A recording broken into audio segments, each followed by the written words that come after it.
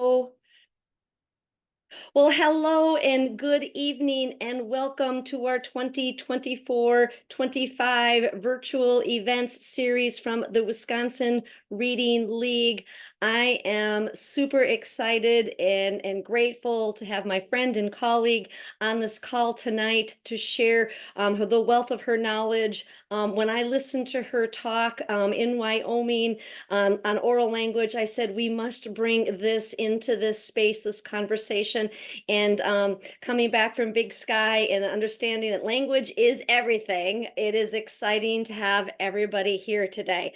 So just a quick introduction and we'll get started on our way. My name is Jeannie Shop. I'm the president of the Reading League. I'm here with my colleague, Jeanette Russell, who was the brains behind getting us all organized, and we're grateful for her. And my other colleague is on this call. Miss Gabby Bell is here as well. So here we are. So Danielle Thompson is educational consultant, teacher of educators, and a servant leader, and insatiably curious about all things that make people's lives better. She is an agent of positive change, working to help teachers and leaders rethink, unlearn, and up-level their knowledge. As a speech and language pathologist and teacher, she worked with pre-K-12 grade students for over a decade in rural at-risk environments from Alaska to Mississippi, into public schools, Head Starts, and private practice. Currently, she is the president and founder of the Transformative Reading Teacher Group. She is president of the Reading League Montana, and she is creator and chair of the Big Sky Literacy Summit. So welcome, Danielle. Oh, thank you, Jeannie. I really appreciate it. And thank you to the Reading League Wisconsin for inviting me, and to all of you who are joining from far or near or wherever you are. I'm zooming in from Bozeman, Montana today. So that is where my home is. As you heard Jeannie say, I have a deep value and beliefs for the Reading League. So I'm very grateful to be participating in your journey in your virtual series. So thanks again. I really appreciate it. So I'm going to get rolling and share my PowerPoint. We're going to have the handout put into the box so you can access the handout. It's a very comprehensive handout, so you won't be missing anything. And y'all can see the PowerPoint, yeah? Thumbs up. Thank you, Jeanette. All right. So, I was looking at the title and I was telling Jeannie, I said, I think maybe I sent a title that was different. Oh, sorry. We're going to go back. And either way, I'm sticking with this title because it's really where my passion point is right now. And it is something that came out of a collective voice of people who love language, but no, they're not just language lovers. They're people who are actually researching language. And so what I did in this talk is I pulled in knowledge that I've been working on, but also a story of what I've been doing within a school district, and also the resources that you would be able to benefit from immediately, which is why I gave you a very comprehensive handout. What I want you to know is the next part of this title is we can measure, instruct, and change it too, is very important, because I think ultimately what I want you to know is this very important quote that I have been ruminating on in the last month, is that one must not conceal any part of what one has recognized to be true. And back in about 2002, I took a little journey to Alaska, actually. That is where I took my first speech and language job. And I was consistently asked by superintendents and special education directors. I was part of a speech language collaborative voice where we all met. I worked on an actual school district that was the size of Wisconsin. The entire school district was the size of Wisconsin. So we would have to travel from near and far to meet, and we didn't have a lot of virtual in 2002. And one of the things that we knew to be true as speech language pathologists was that language really mattered, and that oral language from birth was something that was not yet truly recognized in the literature around how do we screen, how do we intervene, how do we protect our children. Yet one of the questions I was continuously asked was, Dr. Nell, actually, I was Nell at the time, always Miss Nell, Miss Nell, how do we screen all the children for language? And sometimes by the third year of my career, I had several school districts on my caseload because, as you know, speech language pathologists can be sparse. And I was very overwhelmed, and I didn't know how to do the work. I didn't know how to screen children in language on a universal level. I didn't know how to find developmental risk on a universal level. We hadn't come far enough to do that yet. But I knew the truth about language. I just didn't know how to help the protocols within what we were then even using, which was the multi-tiered system of support in Wisconsin. That's the EMLSS system. I didn't know how I could infuse a universal screener around language. So this is kind of a story about how we know what we know, and then what we can do and what you can do. All right. So I only have an hour. So I'm going to inspire you to know that you can know this truth too. And you, once you recognize it to be true, can go do something, because knowledge without action is something that it just sits on a shelf and collects dust. And I believe that this is a kind of knowledge that once you have it, you'll want to take action, because it will change the future of education. It will change the future of how our children are received and loved, and really how their classroom experience across the years of development will change for the better. So I can't start this talk without giving a lot of gratitude to those who have truly inspired me. They've really kind of kept me in touch with what I need to be doing. And I'm going to point out that this little brownish green book called Language and Reading Disabilities, that was my Bible my first year of my speech language pathology career. And if you look at the title and then you move down to the authors, Hugh Katz is one of the authors. And Hugh Katz is now in this photo standing directly behind me. He's this beautiful human being, truly wants to help make a difference in the world. And it's such an honor to have gone from this is my Bible to really meeting the human being who put those words in those pages, to really realizing that willing to mentor me and answering hard questions. And I have a lot of new questions right now that I've been asking the language researchers. But the other orange book over here, I don't know if you own it, I hope you do, Literacy Foundations for English Language Learners. I love this book by Elsa Cardenas Hagen.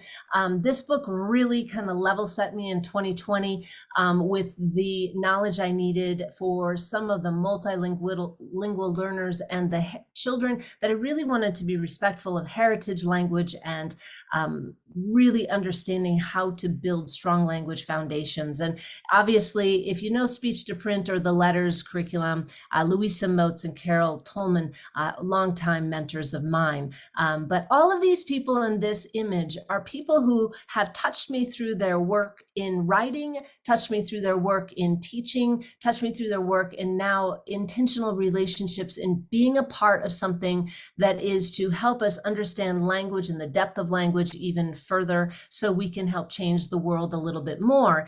And so with that, I'm going to share with you one last nugget of gratitude, because this is where we're going to start the work. These two researchers became lifetime achievement researchers. And I think as we as educators, you know, I work in schools every week of my life, we can say that there are words out there like the science of reading. They actually wrote this book in 2002 was the original publication. So it was around for a long time before the buzzwords came into being. And one of the things that they taught me, and I really deeply appreciate, and it is linked in your handout in a lovely talk with Dr. Hume, is that language narrowly defined is is the foundation of our ability to learn, to decode print, and the ability to comprehend what we read. But what I love if you really just dig into this, and if there's anything you take away from today, I hope you deeply understand that when we say language is everything, this is what it's about. When it's broadly defined, it's the basis of all education and all aspects of our social lives and interactions with other people. In fact, right now, I am communicating with you only because you are willing to participate in this language-based experience, which is receiving information, allowing your brain to receive the words that I say, to link it with what you know, and to integrate it into your knowledge, and to store it as you will for later usage. Hopefully, there are going to be nuggets in today that really inspire you to hang on to ask questions about, because it's in the expression and in the retrieval of the information and in the usage of the information, the expression of it, the language expression, that you start to integrate and use, and it becomes part of your language knowledge base, which is so important. So nothing could be happening right now without language. In fact, my facial expression is language. My tone is carrying language. All of this is language, is powerful. In fact, when you really understand how powerful language is, you can sit in a classroom and realize, for those who have great language, what is their day like? For those who really struggle to understand what the language of the classroom is, what is their day like? Are they receiving? Are they understanding? Are they able to express? I wonder how that affects them socially, emotionally. I wonder how that affects them in their friendships. I wonder so many things when I just ponder the experience of language. And right now, I know I'm virtual, and I wish I could see all your faces, because part of the language experience is being able to see you and your eyes and your intention, and you see my intention. So I'm going to show up as an expressive communicator right now to the best of my ability, because I know it matters in this language experience. The next thing, when we consider how language is everything, that we could assess it, that we could screen it in that respect, and then we can instruct it and we can change it. What does it mean to change it? It means that when I do something and I take action based on data, children's lives will change. And that, to me, is really what we as educators and leaders are about in this work. We want to make positive change. We want to have change and resources that effectuate change. And when I read this article years ago, linked in your handout, Evidence-Based Interventions for Reading and Language Difficulties, Creating a Virtuous Cycle, I was hit, because this is 2011. This is over a decade ago already, almost 15 years. A virtuous cycle. So that meant that the better my language was, the better my reading was. The better my reading was, the better my language was. And they all supported each other in this reciprocity. And that part, to me, became so apparent when I went into classrooms. I was a post-reading first speech language pathologist. I went through reading first, and I really started to see how classrooms started to become compartmentalized during that era. Like, we do phonology, we do phonics, we do this really well. And I'm like, and then when are we doing language? Hello, hey, do we have curriculum for language? And teachers had decent curricular resources, and they got very good in the schools I worked in at teaching things like vocabulary. Comprehension was a little bit of a beast in kindergarten, and as it should be, because it's very language based. So when we started to look at the standards in the schools I was in, and really digging into what we needed to be doing, we really started to consider, how are we building language to build reading? And when we were reading, how is our reading building our language? That was powerful. And that's kind of one of the big takeaways of tonight, is I want you to be thinking about, when you're in your schools, and if you're in your classroom, if you're in your small group, is your reading building their language? And then in that language experience, is that building their reading skill? And when we look at the research, that might become more apparent. So let's do some priming of your thoughts around language. So this is just priming your thinking about language foundation. So here we go.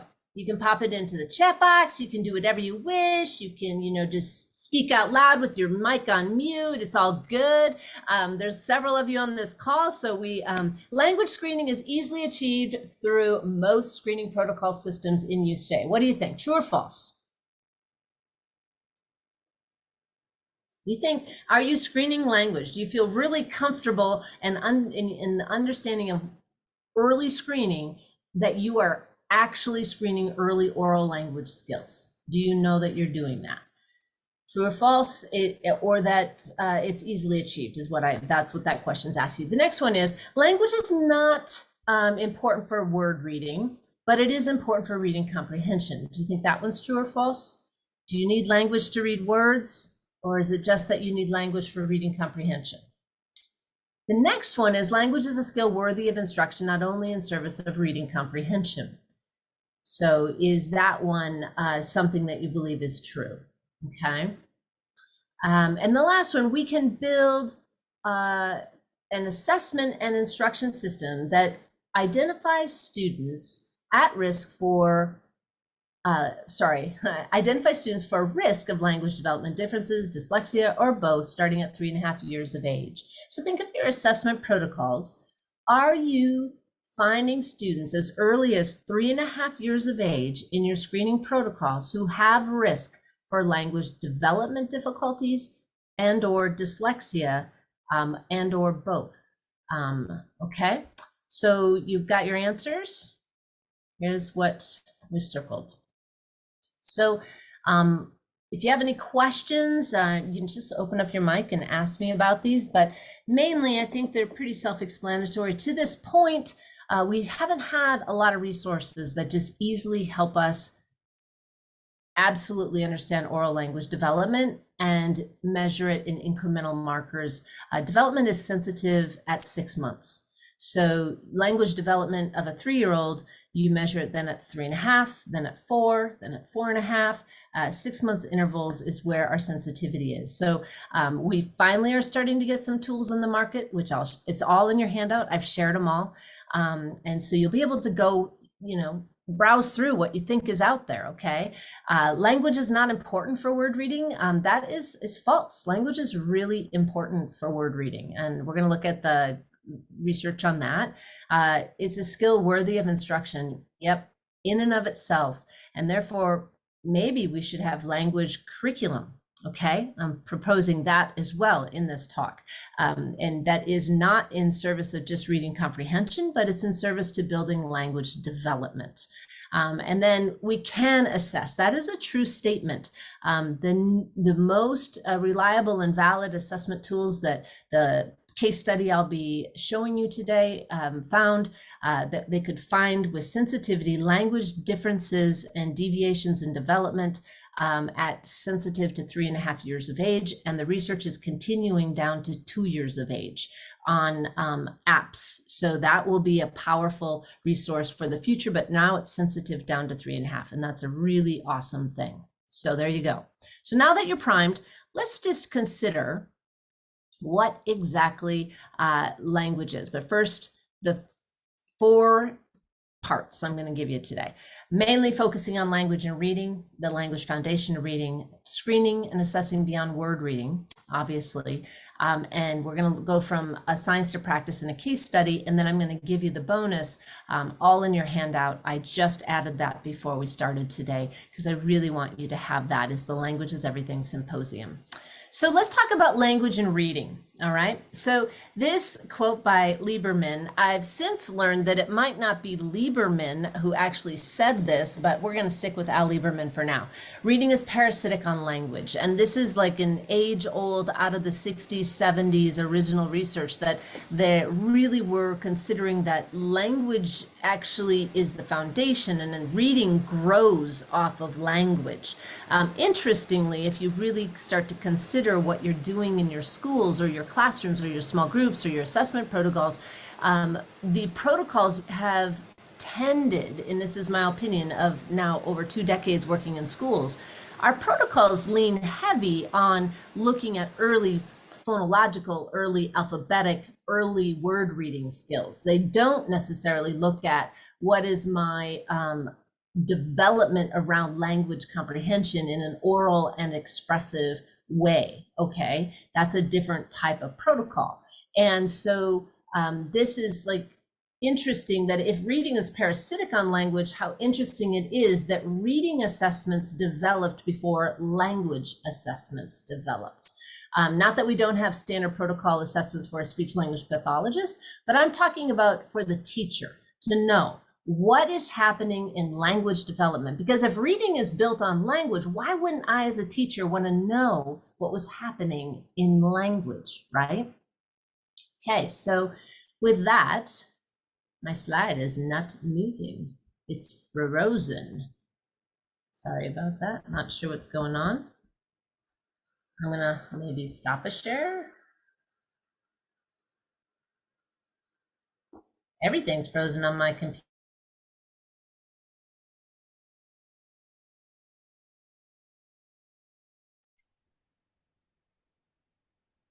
Now she's frozen. It all happens. That's technology, right? We all get it. Maybe any ahas, any big thoughts here? We have a lot of SLPs on this call. What are you thinking? Anybody want to shed some light?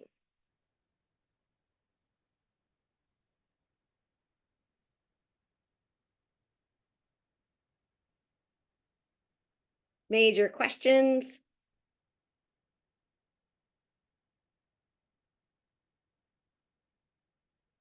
Not yet. Teresa's like, not yet. Okay, well, peruse the handout. Let's take a look at that. She's going through part 1, language and reading. She's going through that quote. So let's take a look. She was just about to share the slide. If you have your handouts, we lost the PDF document. I've been putting it in the chat pretty regularly. If you just go ahead and you open up the chat, I've been putting it in here. So grab that handout. So, here she is. What is oral language? And language is complicated. When we speak, we are juggling many skills and processes. So if you want to take a look at the handout, and then here we have, we use words, vocabulary, the sounds of words, phonology, the order we put words in and their form, which is grammar, and what words and sentences mean, semantics, how we choose to express the meaning, pragmatics. So she'll be back. Got a text, all good. We'll just keep going. So let's take a look at this because here's some points. Maybe some of you can add something in the chat. Communication is cyclical with continuous interaction between speaking and listening, both expressive and receptive language skills. So here we are. We have a lot of SLPs on this call. I'm calling on you here to understand speech. Children need to be able to put it in the chat. To understand speech.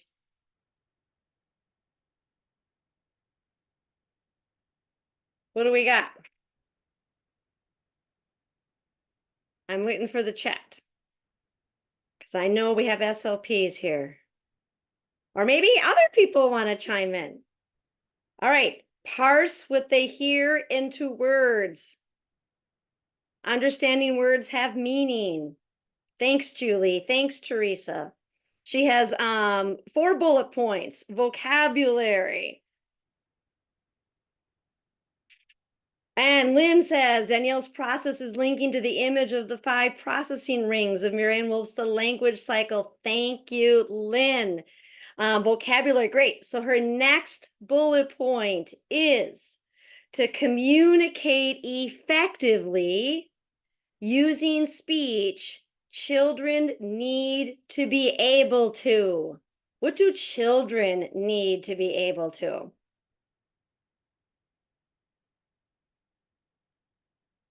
All right, I'm just letting people in. Here comes Danielle. She's joining us. All right.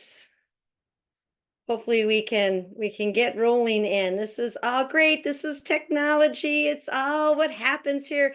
Danielle, we were just going through your handout. We have SLPs on the call. I was getting them to chime in. So you go ahead. You left off like, what is oral language? Language is complicated. So I'm going to give you those rights because I'm wondering if I have to make you co-host again. There you go. So it's all good. You can share your slide deck and you can go ahead, and we are primed because they're all ready to go understand speech and communicate effectively. You got this.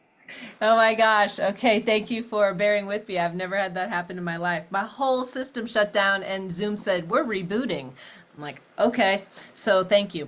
All right. So I was, we'll hope that we have the ability to, yes. So what is language? And I'm going to jump to this slide because I think it's most important to really couch ourselves inside of, if reading is parasitic on language, then what exactly is the relationship between them? And reading is this modern system based on a creation, an invention of the alphabet that we went ahead and created about 6,000 years ago. But language preceded that. And actually, the reading brain is built on the language brain. So if you have a strong, rich language brain, you usually go on to have a strong, rich reading brain. But the reading and writing are very modern, and they're technological additions to language. We added them onto, we bolted them onto the language brain. And they're not deeply wired, which is why they must always require extensive instruction. What is interesting is that language, I could go on in this bullet point to say that right now in the society we're within, and knowing our children we serve in various communities, our language, while it's innate, it also deserves a rich environment. And so the next point is while the brain is not wired to need reading, modern society has strongly requires it, and the failure to read and write adequately can be experienced as a deep developmental crisis. So you can develop poor language per se, and it doesn't get as much notice. Why? Because we are not measuring it. We're not maybe tuned to it. But if you don't develop reading, you know in your soul, in your heart, that you're not like other children, that you are different, that something has gone on, and that becomes a perceived developmental crisis, not only by the teacher or parent, but by the child. Okay, so the hardest part between the reading developmental differences and language developmental differences is the visualness of a reading difficulty, and the apparent measurement of it tells us there's something different.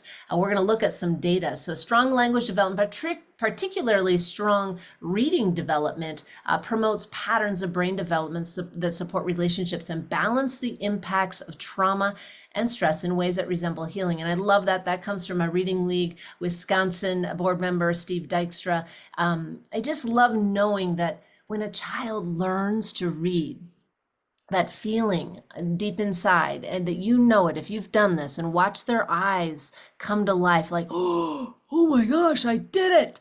It's like this healing effect, like I can do something. And I love, years ago, I listened to Hugh Katz talk about the multifactorial model, and that there are a lot of risks at play. And as soon as that learning to read moment happens, the growth mindset is kicking in, and the ability to be competent in something kicks in, your confidence in yourself. And then that changes who you are and what you believe about yourself in your classroom. And I think that's really important to acknowledge. So let's go quickly through what is oral language. So if you're a teacher out there and you're thinking, I really want to know exactly what oral language is. This is my checklist for you. If you're a speech language pathologist, this should be old hat. You're looking at this stuff all the time. If you're a parent, this is also a checklist for you. But communication is cyclical. So right now I am speaking, I am expressing, and you are receiving. So there's that expressive, receptive communication cycle that's happening in our communicative events. Okay, so to understand speech, children need to be able to do these things. So if there's any child in your life that you're thinking about maybe isn't understanding very well, I want you to think about these four components. Are they listening and able to attend to the message that you're giving them? Are they open and receptive to that message? Are they able to speak the language that you're speaking? Is it the environment conducive to the receptivity of that message? So are they able to attend? Some children might have attentional difficulties if the ecosystem is not supporting their learning.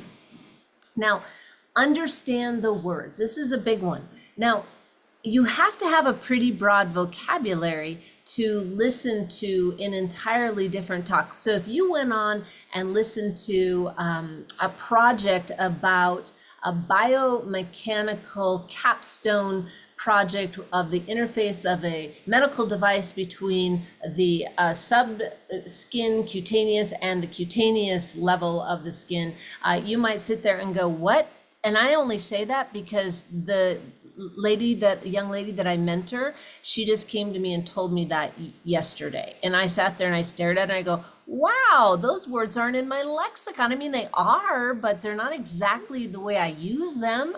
And so, like, you have to understand the words that are being spoken to you. And I also received a message from a colleague recently, or she was talking about, she has people living in an apartment complex, and she makes sure she always has translators present, so she can always understand the words they're speaking to her and that she's speaking to them. Regardless of what language you're speaking, you have to understand the words to receive the message, okay? And it has to be truly in your lexicon. Now, understanding the sentences. So sometimes we put words in sentences, and when I'm a minimal Spanish speaker, and if somebody starts to really speak Spanish to me, I get a little lost really quickly because of the structure of the sentences, the way the verbs are. I don't understand things. And so I really understand how this plays out in a young child's life in a classroom if the sentences get complex and the clausal structure is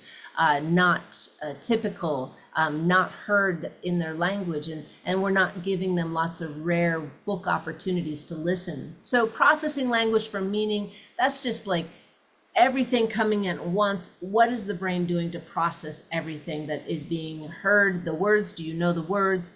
Do you have the understanding of how the words operate in the sentences? Do you know the meaning? Are you able to stay attentional and listening? Okay, so that's the receptive. That's what you're doing right now. Thank you so much. You're being amazing. And now to communicate effectively, I have to choose my words well. I have to know that when I want to speak about something, I have to retrieve the vocabulary to articulate what my message is. I also have to plan how I put them into sentences. And by the end of a day, after I've trained for 6 to 7 hours, I've noticed my words don't go into sentences very well. Like I become a very much almost a 2-word utterance kind of lady. And I laugh because being tired, being mentally taxed, being on your feet, by teachers, this is our life. And so planning words and putting them into sentences, sometimes at the end of the day, you're like, whoa.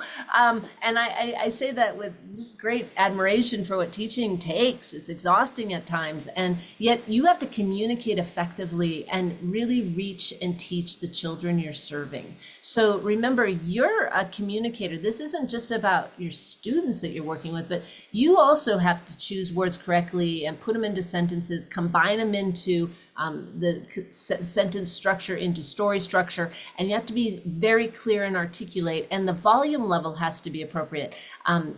That's a very clear message in classrooms. And I'm in a classroom where I can barely hear the teacher. I'm like, I definitely am wondering if the students are able to attend to that voice. And then if there's really loud and clearly spoken without an FM system, children are paying attention, but I'm always like, whoa, her voice isn't going to be holding up in another few weeks. So I'm a huge proponent of FM systems in this communication cycle in classrooms. That's an added note on this slide. But okay, so to finish off, remember, there are 4 points of receiving you have to have and 4 points to expressing language. And those are the things we basically measure. But to highlight what this means in the world of why this is so important is that when we talk about the foundation of learning to read, which is where most of us are measuring our growth in students, is that there is a decoding aspect and a comprehension aspect. But according to that, we are very clear that there are 2 separable skills in this process, but they're very much related to each other and they support each other. And actually in the past decade, the research very much indicates that language skills are the foundation for both of them. So if you want to be a good word reader, you have to have good language. If you want to be good at language, you have to be also good at language, and you have to be taught language. So therefore, assessing the language skills and teaching the language skills is absolutely critical for planning children's education. That's kind of a big point. This is a slide that I love from the Language and Reading Research Consortium's work in the, it's a big consortium of 6 universities. They were looking at a large sample of data, and they found that consistently when they measured something as simple as vocabulary, which is a proxy to language comprehension, they consistently found these numbers, that vocabulary predicted word reading and language. And these numbers mean this, as 0.68 is its predictive power of word recognition, 1 being that perfect. Okay, now if I can read words, I'm also going to probably be highly correlated to reading comprehension. You got to read to comprehend, right? And so you can see that it predicted word reading, but it also at a 0.83 predicted language. So if I knew words, I had more language. If I knew words, I was able to read words better. So the more language you had, the better at word reading and language you were, and therefore the better at reading you were. So it wasn't just that language predicted only language. Language was kind of the foundation of everything in this model. And this goes on.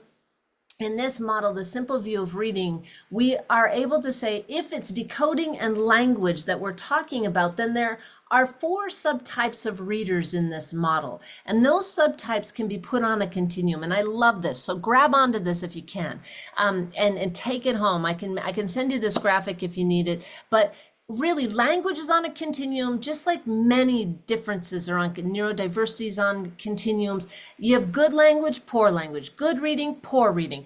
And what happens is that in those quadrants, you could have poor word reading, good comprehension. That's a dyslexic. That's up in this quadrant. You could have good word reading, good comprehension. You're just a good average reader. That's fine. And now down here in the bottom left, poor and poor, that's a really struggling reader. And here's good and poor, good reading, but poor language. So that's like that hyperlexic. And so what we see in the data consistently, this is a scatter plot on the left in 2003, you see that most of the students in that data set fell within the 3 quadrants that showed us they either had good one and poor the other, or poor both, right? So the students in your room have these difficulties. 7 to 10% of them have language difficulties, and 10% of them typically have dyslexia, and 35% of those are comorbid, meaning they have both. They are these children. Now, just today, I got a classroom in 1st grade, and look what I got. It is the scatter plot of a real 1st grade classroom that is exactly replicated from the 2003 article on the simple view of reading. And this is a data management system called LanguageScreen and LanguageScreen. And I'm loving it because this classroom, they are very, you can see that there are several typical readers, the green dots, And we have a lot of at-risk readers, but interestingly, only one that is a poor word reader and they have poor language skills. So unlike this scatter plot where many of them had poor reading and poor language, this one only has one child in that group, but this is one classroom in an entire school. Pretty cool. So we can figure out which students need more language, which students need more reading, which students need both when we have the right data, is the argument I'm making. And we really need to understand that if the simple view of reading tells us these 4 types of groups, they also, it behooves us to understand that if they're up to 10% of our population, I'm teaching them. I'm not waiting for the SLP to come in and save the day. Heck, I've got core instruction. I want to know what to do for children who have language development differences. They might not even be disordered. They just have developmental needs and instruction that they need. And then also those who have dyslexia. So this is just a wordy graphic to say the same thing as these quadrants told you, okay? So onward. So the facts, I kind of gave you some of the facts already, and I want to make sure I keep moving through for time. Just to be very transparent, language difficulties are common. In fact, second most common to dyslexia. Up to 10% of your students will have them, usually the least identified, because the students kind of hide out in the population. Because why? Because speech articulation, it looks, and you can hear it. It looks different. You can see it, and you can hear it. But they're not always kids. Only 8% of students who have speech difficulties go on to have a reading difficulty, but it's the students who have language impairments who go on to have reading impairments. Okay, so they're a very different subset of kids, and their difficulties are listed right there. Slowed vocabulary development, may have poor sentence formulation, narrative storytelling, underdeveloped short listening span, commonly show difficulties with language comprehension and production. So these children typically end up in an MTSS protocol, but I see them ending up in the reading comprehension or behavioral difficulty flag, okay? And then we don't get to the root, which is language, because we don't have the screeners in place to find the language, okay? So until now, we've had very few language interventions that could even help them if we found them. But remember, your handout has a lot of interventions listed in it, and I'm not going to let you get away with saying I didn't know what to do, because there are some lock, stock, and barrel resources that you can use, and some are free, that you can teach in your rooms to teach language, okay? So we can improve language skills. That's the other thing. It is not a hard set, like, you can't do something about it. This is something you can change. So if you could change it, why not screen it? So that's what we're going to talk about now. You know, comprehensive early risk protocols really are defined now for me, and at a high level of excellence means they've looked at language. They've truly really looked at language. And if we're really going to bring in a cross sampling of data, I'm looking at ACEs scores. That's trauma. I'm really going to start to dig into the whole child. And I'm then also going to bring in early literacy indicators, because I want to find the risk early, because the brain is most malleable early, and that matters for instruction. And in this teeter-totter of risk, a lot of words on the page. I will send it to anybody who wants it, but I want you to take away the purple box. Causes are no longer deterministic, but are conceived of as risk factors. So none of the associated deficits is sufficient or necessary to lead to word reading difficulties. And here's what I want you to see on this slide. Look at how language plays out in the risks and the protection. So you can have language is a double whammy in the risk factors. And if you have good language and language support, it's also a protection and a promotive factor. So reading difficulties are multifactorial. There's no one single thing that just leads to everybody having a reading difficulty. No, it's a different constellation of risks and protection factors for every child. So we collect this information, and what this says to me is if language could really cause a lot of risk, why wouldn't I know about it? Because if I could protect a child also with good language and instruction, that would help me do a lot for this child. So I am proposing that in those assessment protocols that we all do, universal screening, especially Wisconsin with Act 20, you now have AIMSweb, and you're going to be looking at those early literacy indicators, and really the concept of building that understanding of how are you going to screen for oral language is going to be really important. And I know that these assessment screeners are looking at these things because they have to, because we know too much now. So these are the classic three areas of our assessment protocols in our school districts. And right now, what I'm really looking at is the universal screening. And what are you doing to screen that risk as soon as you know a child, as soon as they enter? You can screen for language all the way through the school years with different types of assessment, which I've put into your handout as well. But in my case story, it's for K2. So quickly, answer for yourself. Are you assessing word reading development? If so, with what? So if you're in Wisconsin and you've had FastBridge or Acadians or a lot of the ones I've heard in Wisconsin, but now you have AIMSweb, you're definitely assessing early word reading development because that's just part of the protocol. Now, are you assessing language? That's something that I think you have to dig deep and figure out, well, were we assessing language? Did we assess language? And that might not tweak itself out until I show you what language assessment looks like, okay? So we're gonna continue on. What I am going to propose though is that you consider, if we are doing the screening of word reading well, let's also ensure that we're screening language well, so we can instruct both from the beginning or start with language first. Language at 3.5 predicts phonological development, predicts alphabet learning. So would I start with alphabet learning or should I start with language, right? So I'm gonna propose that we consider starting with oral language, right? So this is what this model could look like. In the EMLSS system in Wisconsin, to really consider both word reading and language, also behavior and math, right? It's a comprehensive system.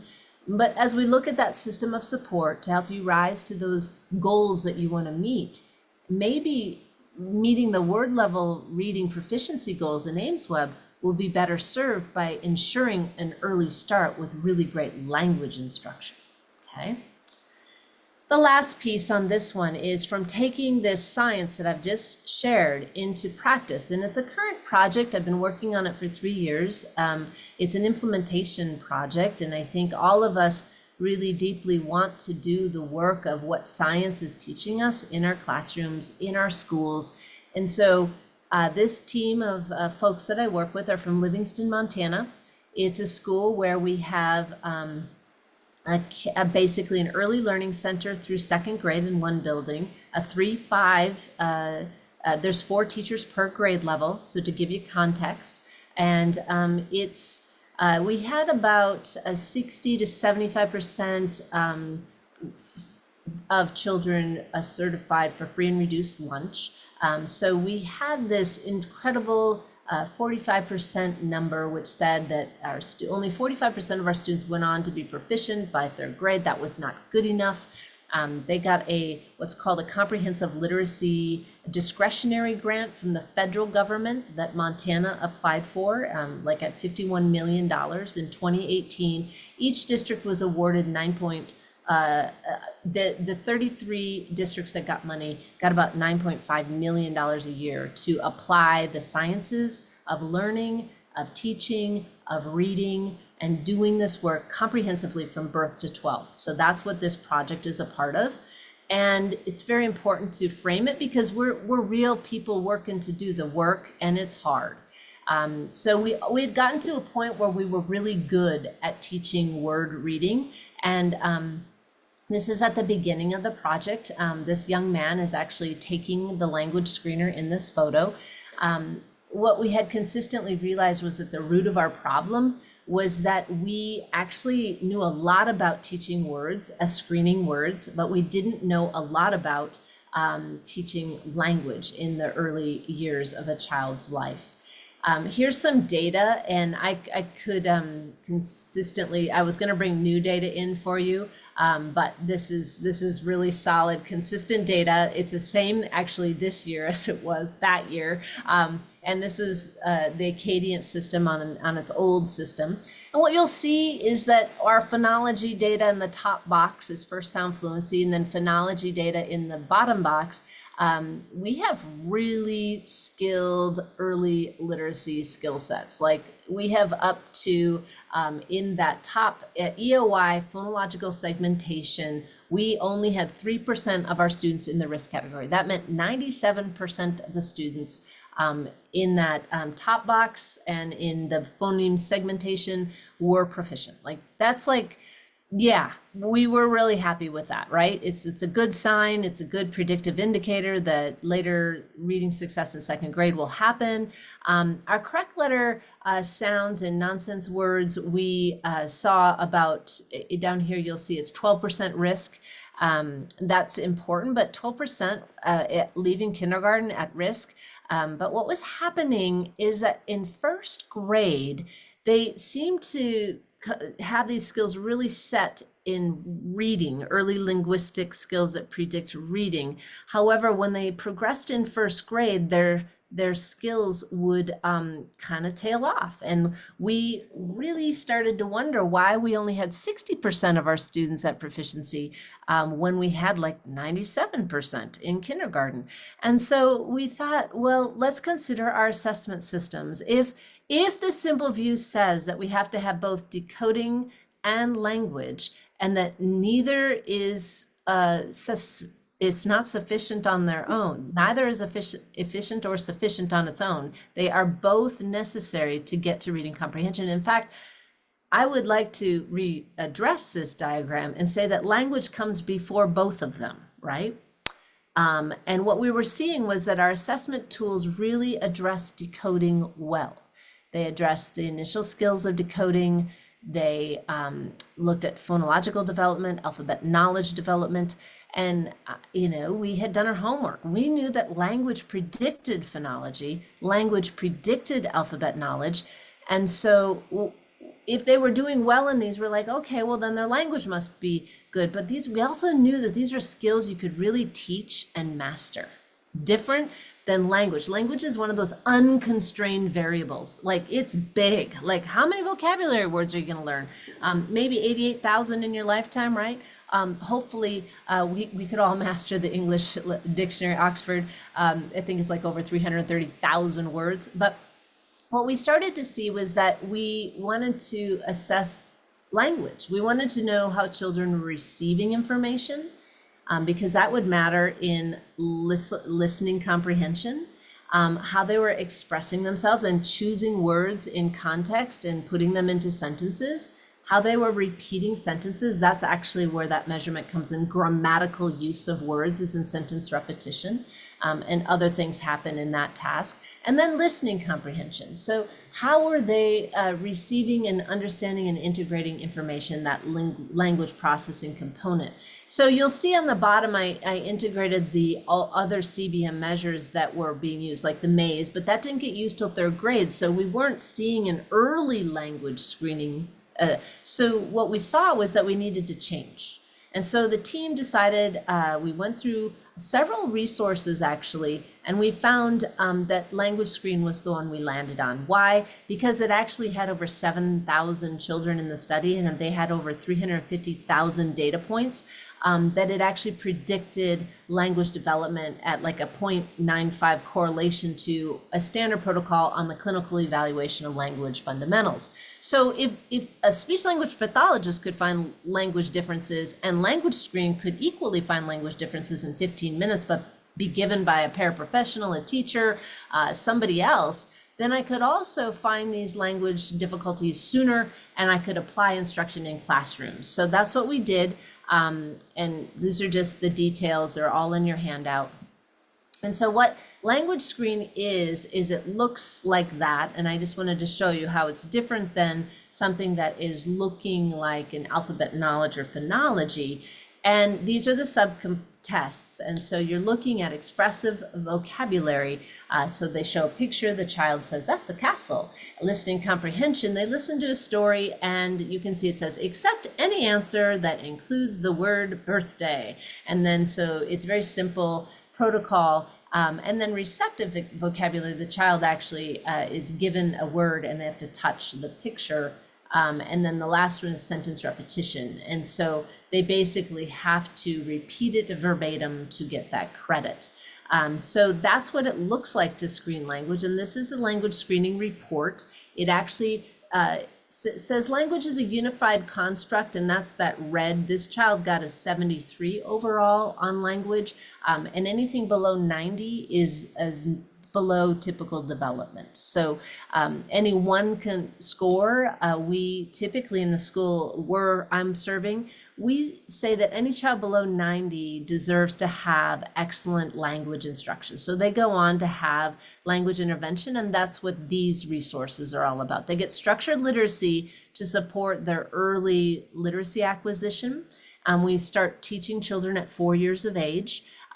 We still have language for learning, but we really use the Nuffield Early Learning whole class, and we also use the Nuffield Early Learning, both called Nellie, intervention. So what we also found is that our students who had language difficulties, to no surprise, also had reading difficulties. So 70% of them had reading and language difficulties. Remember that quadrant model? We were very clearly had both problems, 70% of them. So we chose this research-based tool. This is an actual tool that went through a study with them. This one has, I think, 5,879 students in it right there over on the left. What was most important about this research study was that the English as a second language students showed identical benefits. And in fact, children who were developing language in English language, once they were developing English language, they actually had effect sizes that were 0.5, while typical monolingual children had a 0.2. So they benefited even more, which is profound. What was really powerful is that this intervention, when given, they could measure children 2 years later, and it was still, they were outperforming the other children at 2 years later. So that meant it was really durable. That was a big finding. So we used we still do. I just talked to a teacher yesterday, really doing whole class enrichment in first grade, and she loves it. And our intervention in our kindergarten and first preschool, I should say, we call it early learning. And so this is all written out for you in your handout. So I'm not going to belabor these points. But what I want you to hear in this is that you deserve to have curriculums that help you be efficient and effective in your classrooms. And there are efficient and effective resources for you that are not that expensive. In fact, the language curriculum that is free still is called the Let's Know curriculum, and is free to the point where you have to pay for the download in terms of printing the paper and binding it and taking the time. But these resources, I've found all of them to be quite reasonable when it comes to making change in your school district. So we need to have resources that help us effectuate change and do it with consistency and fidelity. And what we found is that our children, we found 10% of our students, 28% flagged in preschool, and we reduced that to less than 5%, less than 5, which is 11% of our population. And then we had 27% of our kindergartens flag, but that was dropped down to 5% of our kindergartners showing risk in language development or difficulties. And those students actually were the ones that we referred on to the speech language pathologist. So this helped us in that MTSS protocol, knowing that we could handle them in core and intervention protocols. So that gives you kind of the breakdown. I think the big takeaway here also is that by using LanguageScreen, we were better able to support the social, emotional, behavioral skills with our students and to know precisely what language skills students needed and instructing that. And the type of language output students are giving is noticeably different. And our teachers notice that every day. So we already talked about that 70% of students having both. And the research is very conclusive now that this language protocol also is supportive of social emotional behavioral shifts for the positive. The last thing, I'm going to skip over that one, knowing that we're on time constraints. The big key takeaways for you are that it's time to evolve your assessment protocols. Even if you're, just got new state rules and you're changing a lot of things, I really want you to be cognizant that language is not always just done in all protocols, and you can do more and do better, because that's a critical skill for education and well-being. And that you can find the resources, especially this one, it's free. I'm using that one in South Carolina. We print it out and we actually put it in binders, and we make sure we have all the books. My school in Ohio is using it as well, and they loved it last year. They said it was a lot of work to make sure you had everything because some of the books were out of print, but still, there's no excuse. It's preschool, it's Spanish and English, and it goes through third grade, and it's a full language curriculum. And these are all the resources we used, anything with a purple. So I know a lot more about those resources. And then anything in the top, we use that one screening tool, but all of those screening tools are really respected and good tools as well. So we just chose one, but there are others you can look at. So one of the things I'm very clear about is that as human beings, we will never truly believe something until we discover it for ourselves. So we discovered that we were not doing what we could be doing around language, and it really helped us change what we were doing. So I'm wanting to know if you can consider in this question, if where you are in your understanding of assessments and instructional systems, and do you know if they're inclusive of oral language screening, and really understand where you're at in that, and if you could create this chart so you could know how you're measuring those skills with your students. And lastly, is this amazing little resource I added on at the end today. I made sure that you could have this free link to 7 hours of content about language with the greatest language researchers in some of our greatest language researchers in the nation. And here are their names. They all deserve to be respected, and deep gratitude for them. You can listen to them talk about many of the things I talked about. The researchers who built Let's Know, that would be Tiffany Hogan and Hugh Katz. The researcher that built Nellie is Maggie Snowling and Charles Hume. And LanguageScreen, Charles Hume, Maggie Snowling. Ann Kaiser's a Birth to Three researcher. It is, I gave you the schedule so you can fast forward through the listening, and you can take a deep dive into learning about these topics in language. And I've made that free and available to you. So I hope you take advantage of it and use it in your schools and share. So that is something for you. And that's it. So thank you for your time. I am very grateful that you're here. And I give you my phone number because I mean it. You can text me, you can email me, you can call me, and I'm grateful to help you out in your journey towards bringing more awareness around oral language into your schools, into your classrooms, into your lives. So thank you so much for your time.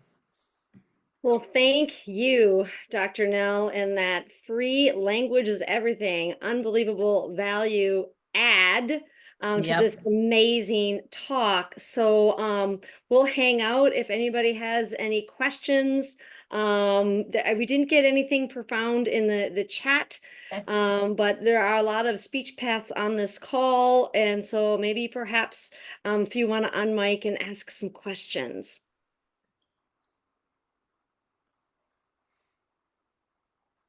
Okay.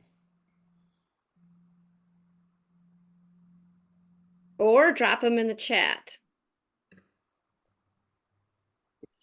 Thanks, Lynn. Thanks for joining. I have a question. Yeah, go ahead. So I am located in South Dakota, and we are implementing the MTSS framework slowly. This current school year, we have just implemented like up to tier 3 instruction. So how do I go about when the schedule is already tight, suggesting or encouraging additional intervention time for a subset of students? Well, thank you. That's a fantastic question. The first answer I'm going to give is that it's not a different intervention, it's an intervention instead of. So what I would recommend as a coaching move in this is the first step is to just get your MTSS protocol implemented. If it's for, this is our standard treatment protocol, and then we move into diagnostic prescriptive protocol for reading.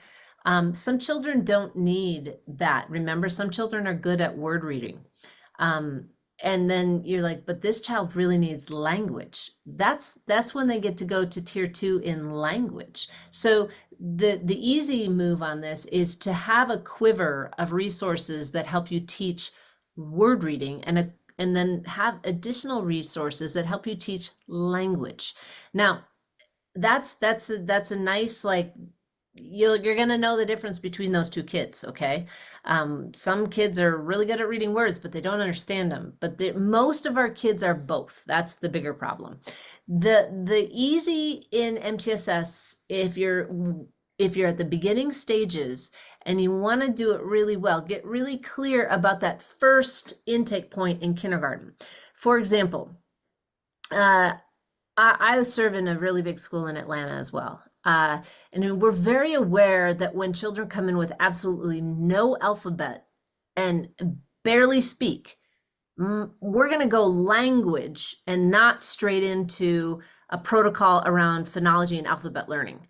We're going to build their language skills first. So they have relationship skills, they have small group orientation skills, they have direct instruction skills. We build their skills around how they are existing within the ecosystem of the classroom and receiving and expressing language. And then we move them into the literacy instruction. So we're building language to build literacy, okay? And that is really important. I had another subset of first graders, 37 of them, who couldn't learn their alphabet. And that was a huge trigger. So we're like, all right, so we've been pounding the alphabet and phonology and early word reading, but we didn't think to consider, like, maybe we should have done more language to begin with. So we have hundreds of children. We're still working through the muck and the mire of the MTSS process. So be grace, just have grace. Know that it's not going to happen in a year. It usually takes 5 years. Like, I'm in year 7 in the school district I just presented on the case study. We're not perfect yet, but we are seeing huge shifts now with, you got to be graceful with teacher buy-in and really understanding how to train your teachers and make sure they're equipped to do the work. You have to not just buy curricular resources that help them make their lives efficient and effective, but that they know how to teach them. And that's a big deal. So just be graceful and know that language is an amazing sweet spot is the 3.5-year-old to 5-year-old. So really hold true to it right there. And in kindergarten, the children who are not really ready for early literacy, keep them in language. And also the children who are not really reading very well or they're reading really well, but they don't have good language skills, it's also a sweet spot for the language resources. Okay. Okay, thank you. That's very helpful. Thank you. Good. You're We welcome. have a question in the chat here. Danielle, can you talk about DLD and how does it differ from dyslexia? Is it in the DSM yet? Well, and where's this? Are you a SLP or are you like what's the context for this question? I'm just curious. I'm a teacher at a private school for kids with dyslexia, and I've seen it show up Well, as a code or like at that diagnosis. so that 7 to 10% that I put into the data set, those are DLD kids. Those are real kids, right? Yeah.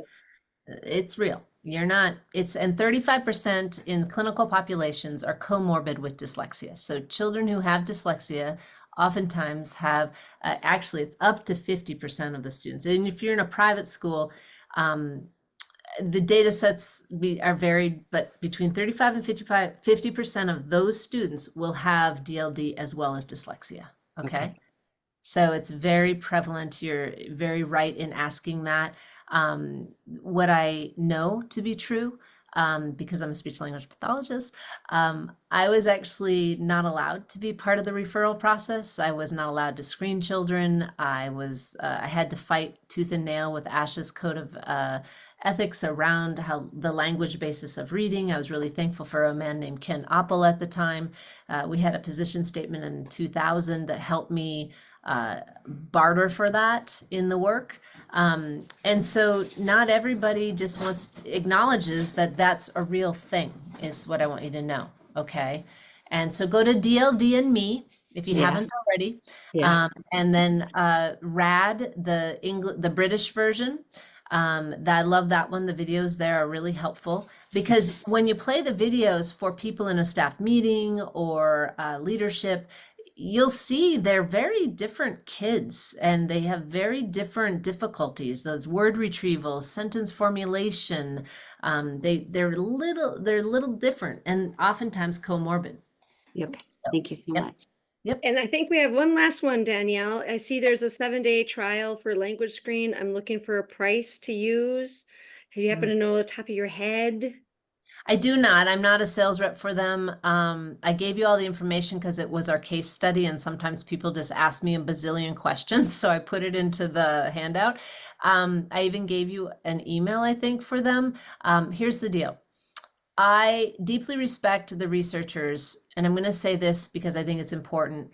They are not letting go of their product to be sold by a publisher. It is sold by a publisher and it's really great reading in the United States. It is not owned by the publisher. The researchers still own their tool. That's the only tool in all of these tools. Is that one? Sorry, there are two of them. The Cubed NLM, the narrative language by Doug Peterson and Trina Spencer, and then Charles Hume and Maggie Snowlings. They're the two tools that actually are owned by the researchers, and they own their own companies still. They have not sold out to publishers. So that makes them very unique, okay? Yeah, and Cubed. I love Cubed too, and the difference is the time and the age bandwidth, down to 3.5, and now almost the research is going down to 2 for LanguageScreen. So hopefully that helps you understand more about the landscape. And Lynn's saying something.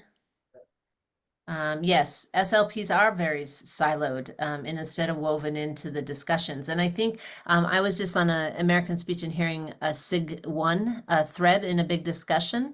And I want you to hear this, SLPs. I think this dialogue that I've given you today should help you help more children across all tiers of instruction with great language instruction. It should not supplant an SLP's role.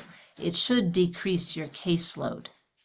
It should help you, and it should be meaningful that every teacher teaches great language, because we need to teach language in service of language, not in service of reading comprehension.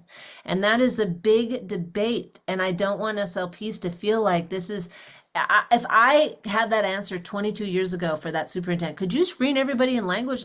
If I had LanguageScreen, I could have said yes. And I would have said, oh, there are only like 5 kids maybe that I should see, but the rest of them should be served in core instruction.